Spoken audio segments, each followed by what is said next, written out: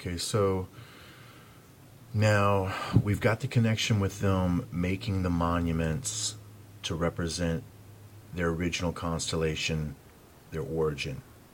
And then they build those aligned monuments to the constellations over top of energy ley lines on our globe, on our planet.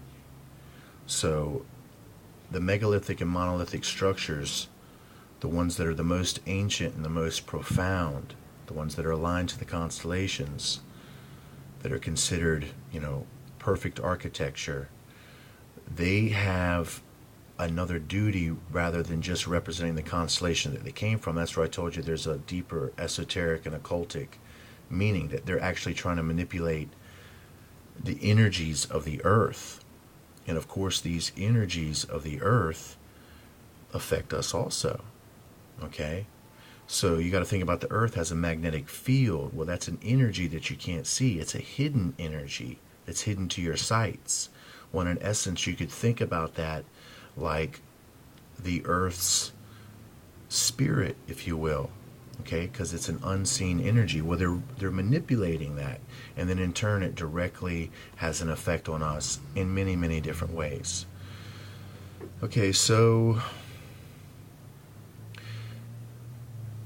you have to really, really, really think, now what is this strong delusion going to be about for those of you who understand 2nd Thessalonians and the book of Timothy and some of the passages in there?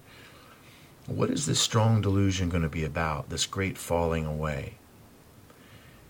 I mean, it can't be already that they're demons, and everybody already knows that. Everybody already knows that they're supposedly bad and all this other stuff, and monstrous and iniquitous and hateful and destroying and all that. Everybody knows that.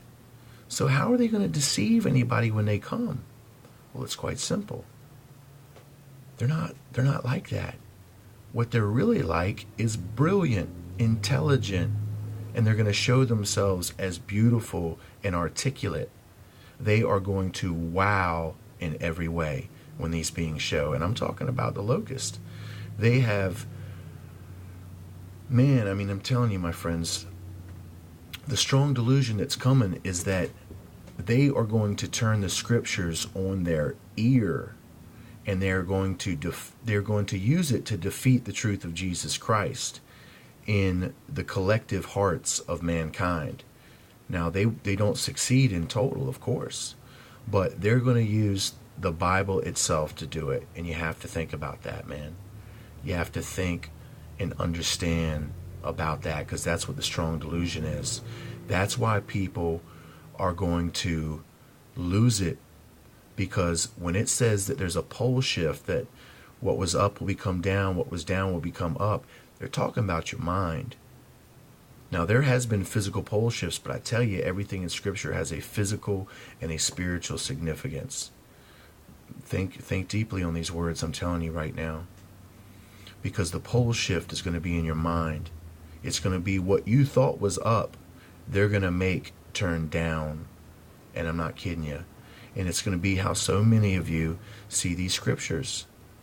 Okay? And they are going to represent themselves as that salvation, as that truth in the scriptures. And then they're going to try to show you that the Old Testament God in the scriptures that goes by the name of Yahweh, who Jesus Christ is said to be his son, they're going to say that they're bad, that they're negative, and they're going to use the deeds of Yahweh in the Bible's own narrative to prove it. And I guarantee you that's exactly what's going to happen. I promise you that's what's going to happen. The only difference is that Jesus Christ came in the flesh and he lived a life contrary to anger, vengeance, and wrath, and the world saw it, and it can't be hid. Jesus Christ represents the true Father in heaven, the loving, most merciful God who is the Father over Jew, Gentile, Muslim, all of us. I'll be back.